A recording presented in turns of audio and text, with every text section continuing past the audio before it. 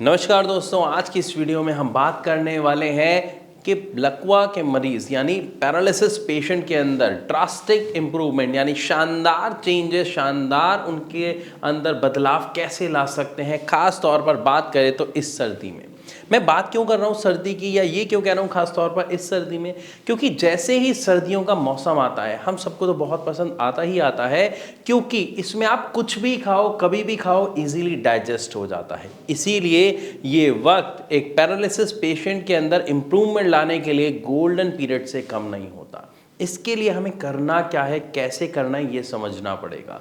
क्योंकि आम तौर पर अगर हम बात करें कि पैरालिसिस पेशेंट को इस मौसम में काफ़ी ज़्यादा दिक्कतों का सामना करना पड़ता है, ये सही है।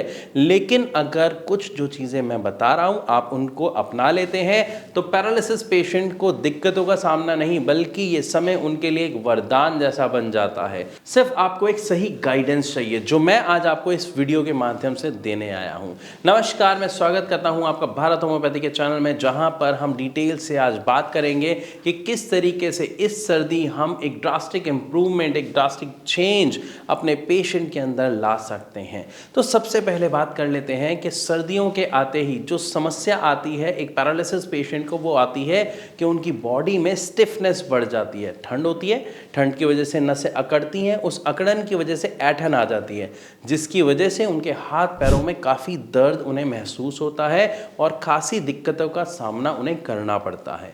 लेकिन मैं क्यों कह रहा हूं ये वरदान है और किस तरीके से आप इस ऐंठन को खत्म कर सकते हैं, मैं आपको समझाता हूं। पैरालिसिस पेशेंट के लिए सबसे इंपॉर्टेंट क्या होता है? एक्सरसाइज, राइट, जो वो अक्सर सुबह करते हैं या शाम को करते हैं। फिर चाहे आप फिजियोथेरेपी के लिए जाते हैं या आप घर पे एक्सरसाइज करते हैं, आपको एक सबसे पहला काम क्या करना है, आपको सुबह सुबह के वक्त में एक्सरसाइज बिल्कुल नहीं करनी, ना ही आपको बाहर निकलना है। क्योंकि जैसे ही आप ठंडे मौसम के टच में जाएंगे तो वो जो ऐंठन है वो और ज़्यादा होगी और आपकी तकलीफ बढ़ जाएगी। तो सबसे पहला काम आपको क्या करना है, आपको जो एक्सरसाइज करनी है उसके टाइम को सुबह की जगह दोपहर को शिफ्ट कर देना है। अब इससे फायदा क्या होगा, ध्यान से समझिए। सबसे पहले जब आपने इस टाइम को शिफ्ट किया, यानी लगभग 12 साढ़े 12 के आसपास से लेकर 4 बजे तक का जो वक्त होता है वो बहुत अच्छा वक्त होता है। धूप काफ़ी अच्छी होती है, आप एक्सरसाइज काफ़ी अच्छी कर पाते हैं। तो उस वक्त में आपको क्या करना है, अपनी एक्सरसाइज करनी है। इस एक्सरसाइज करने की वजह से क्या होगा, आपकी बॉडी में मूवमेंट होगा, राइट। सेकेंड थिंग, बॉडी में हीट जनरेट होगी, जिसकी वजह से बॉडी में जो ऐंठन आ रखी है वो कम होगी, आपकी मसल्स रिलैक्स होंगी, साथ ही साथ हमारे वो जो पेशेंट है उसके अंदर हमें काफ़ी अच्छी इंप्रूवमेंट देखने को मिलेगी। तो आपको क्या करना है, सबसे पहले एक्सरसाइज का टाइम बदल देना है और सुबह और शाम अपने आप को अच्छे से कवर करके रखना है। खास तौर पर आजकल वो जैकेट्स आ रही है ना, फर वाली जो फ्लफी है, वो हल्की होती है, आपको गर्म रखती है, ठंड को अंदर नहीं आने देती है। तो आपको अपने आप को पूरा पैक करके रखना है सुबह और शाम को खास तौर पर, और एक्सरसाइज करनी है आपको दोपहर को। एक पॉइंट समझ आ गया। अब दूसरी चीज़ इसी के साथ क्या करनी है, सर्दियों के मौसम में हम कुछ भी खाते हैं इजीली डाइजेस्ट हो जाता है। ऐसा ही लकवे के पेशेंट के साथ होता है। यहाँ पर आपको उनकी डाइट के अंदर कुछ खास चेंजेस करने हैं। अब वो चेंजेस क्या करने हैं, आपको सबसे पहली चीज़, अगर आप एक ऐसे पेशेंट हैं जो नॉनवेज खा सकते हैं तो ध्यान से समझिएगा। नॉनवेज खाने का आम तौर पर मन गर्मियों में नहीं करता है, लेकिन सर्दियों में हर चीज़ खाने का मन करता है। तो आप फिश और चिकन का सेवन सर्दियों में कर सकते हैं। आपको स्वाद भी लगेगा, तासीर भी गर्म है और लगभग उसके अंदर सारे न्यूट्रिएंट्स होते हैं जो आपकी रिकवरी में बहुत ज़्यादा हेल्प करेंगे। तो अगर आप ठीक से खाने की स्थिति में हैं तो आप वहाँ पे फ़िश का सेवन कीजिए, ये आपके लिए बहुत ज़्यादा हेल्दी है। और अगर आप अभी खाने की स्थिति में नहीं है तो आप चिकन सूप या फ़िश का सूप लीजिए। ये सूप आपको बहुत ज़्यादा बेनिफिट देगा, ओमेगा 3 देगा, क्योंकि ये सब चीज़ें जो आपको बेनिफिट दे रही हैं ये दे कहाँ रही हैं, आपकी पूरी बॉडी के साथ साथ आपके ब्रेन तक में ये फ़ायदा पहुंचा रही हैं। अब ब्रेन तक में कैसे पहुंचा रही हैं, पहले समझिए। जो आपको पैरालिसिस हुआ, ये हुआ कैसे था, बॉडी में दिक्कत आई? नो, आपके दिमाग के एक हिस्से में दिक्कत आई, आपका दिमाग का वो हिस्सा डेड हो गया। अब आपके दिमाग का एक दूसरा नया हिस्सा ट्रेंड हो रहा है, जो अब आपके हाथ पैरों को चला रहा है या चलाना सीख रहा है। तो हमें क्या करना है, हमें उस हिस्से की डेवलपमेंट और ज़्यादा करनी है। और उसकी डेवलपमेंट के लिए हमें क्या चाहिए, हमें ऐसा न्यूट्रिशनल फूड चाहिए जो हमारे दिमाग को न्यूट्रिशन प्रॉपरली प्रोवाइड करे। इसीलिए आप यहाँ पर फिश का सेवन कर सकते हैं, चिकन सूप का सेवन कर सकते हैं। लेकिन अगर कोई वेजिटेरियन है जो चिकन फिश का सेवन नहीं करता है तो आप हताश मत होइए, आपको वहाँ पे मशरूम का सेवन करना है। मशरूम में भी लगभग उतनी ही न्यूट्रिशनल वैल्यू होती है, बस हमें उसकी क्वांटिटी थोड़ी ज़्यादा लेनी पड़ती है।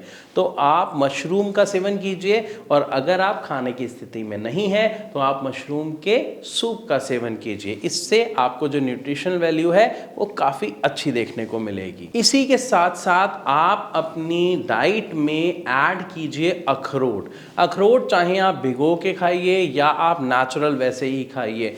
अखरोट और बादाम ये दोनों आपकी रिकवरी के लिए बहुत ज़्यादा हेल्पफुल हैं, क्योंकि इसमें जो ऑयल होता है, जो ओमेगा 3 होते हैं, जो मिनरल्स होते हैं, वो आपकी रिकवरी के लिए बहुत ज़्यादा हेल्पफुल होते हैं।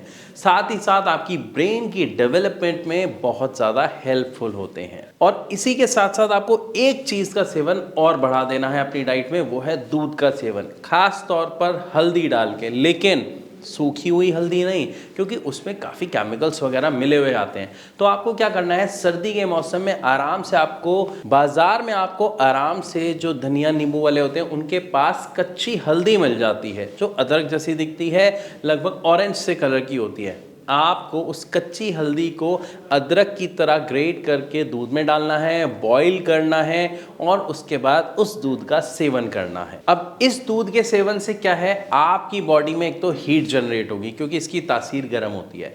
हीट जनरेट होने की वजह से आपकी बॉडी गर्म रहेगी, जिसकी वजह से जो आपकी बॉडी में स्टिफनेस आ रही थी, दर्द हो रहा था, वो दर्द नहीं होगा और आप एक हेल्दी लाइफ जी पाएंगे। ध्यान से समझिएगा, जैसे मैंने अभी आपको एक्सरसाइज की इंपॉर्टेंस बताई, खाने में डाइट में आपके चेंजेस बताए जिसकी वजह से आपको रिजल्ट मिलेगा, इसी तरीके से आपकी मेडिसिन्स भी बहुत इंपॉर्टेंट हो जाती हैं सर्दियों में। क्योंकि सर्दियों में जैसे डाइट बहुत जल्दी कंज्यूम हो रही है, हमारी बॉडी में बहुत अच्छा डेवलपमेंट हो रहा है, इसी तरीके से आपकी मेडिसिन्स भी बहुत जल्दी कंज्यूम होती है और अपना वर्क बहुत जल्दी करना शुरू कर देती है। अब इसके लिए हमें क्या करना है, जो हमारी मेडिसिन्स चल रही है उसको रेगुलर रखना है। क्योंकि जितने भी पेशेंट भारत होम्योपैथी से दवा ले रहे हैं, मेडिसिन और ट्रीटमेंट ले रहे हैं, वो जानते हैं कि हमारी मेडिसिन्स वो मेडिसिन्स हैं जो आपके न्यूरोप्लास्टिसिटी के प्रोसेस के अंदर हेल्प करती हैं। और न्यूरोप्लास्टिसिटी का प्रोसेस क्या है, अभी मैंने बताया था ना, आपके दिमाग में डेवलपमेंट हो रही है एक नए हिस्से में, उस डेवलपमेंट में हेल्प करती हैं। और बाकी कोई मेडिसिन इसमें हेल्प कर रही है नहीं, आप गूगल करके देखिए कि आप जो मेडिसिन ले रहे हैं क्या वो न्यूरोप्लास्टिसिटी में हेल्प कर रही हैं या नहीं। अगर नहीं कर रही तो आंसर आपके सामने है कि आपके अंदर इम्प्रूवमेंट क्यों नहीं हो रही है। फिर भी अगर आपके मन में कोई सवाल है तो आप नीचे दिए गए नंबर पर कभी भी भारत होम्योपैथी के डॉक्टर से बात कर सकते हैं, अपनी समस्या का समाधान जान सकते हैं। मैं आशा करता हूँ ये वीडियो आपको पसंद आई होगी, अच्छी लगी होगी। ऐसी और वीडियोस के लिए हमारे चैनल को अभी सब्सक्राइब कर लीजिए। मिलूंगा आपसे अपनी अगली वीडियो में आपकी ही मदद के लिए, आपके ही सवालों के जवाब लेकर। तब तक के लिए नमस्कार।